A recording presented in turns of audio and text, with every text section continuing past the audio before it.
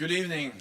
Allied leaders have just met to address the gravest threat to Euro-Atlantic security in decades.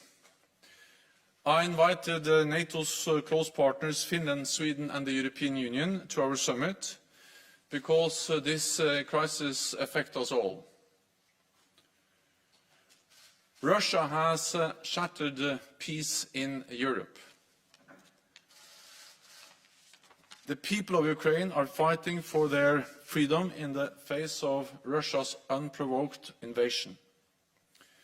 We deplore the tragic loss of life, enormous human suffering and destruction. Our thoughts are with those killed, injured and displaced. We call on Russia to stop this senseless war.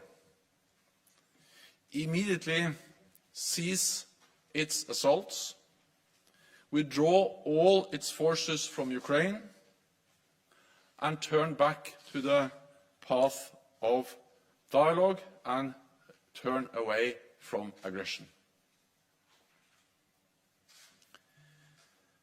The Kremlin's objectives are not limited to Ukraine. Russia has demanded legally binding agreements to announce further NATO enlargement and to remove troops and infrastructure from allies that joined after 1997. We are facing a new normal in European security, where Russia openly contests the European security order and uses force to pursue its objectives. The world will hold Russia and Belarus accountable for their actions. Russia as the aggressor, Belarus as the enabler. President Putin's decision to pursue his aggression against Ukraine is a terrible strategic mistake, for which Russia will pay a severe price for years to come. NATO allies and the European Union have already introduced significant sanctions, and many of our partners around the globe have joined us. We must stand ready to do more, even if it means we have to pay a price, because we are in this for the long haul.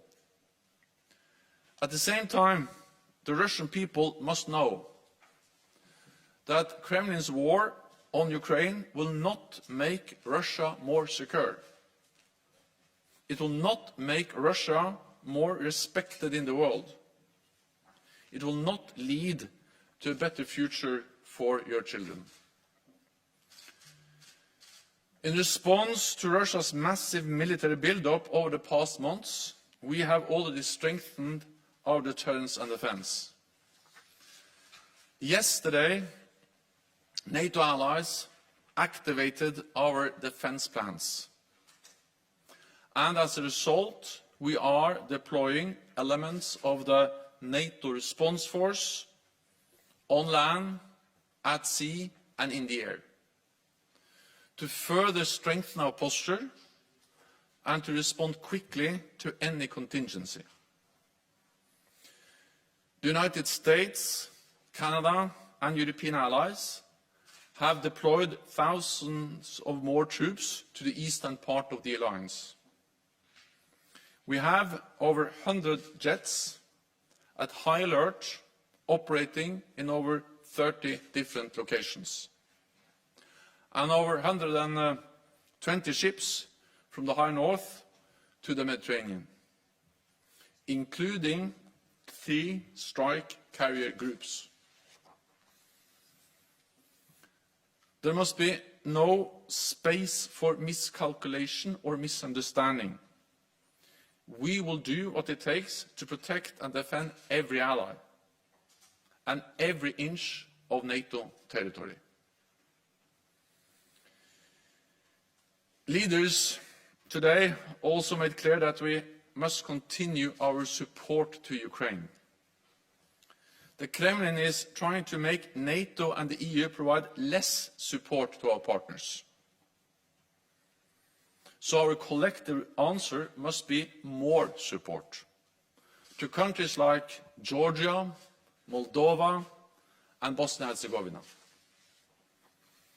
to help them succeed with their democratic reforms and pursue the path that they have freely chosen.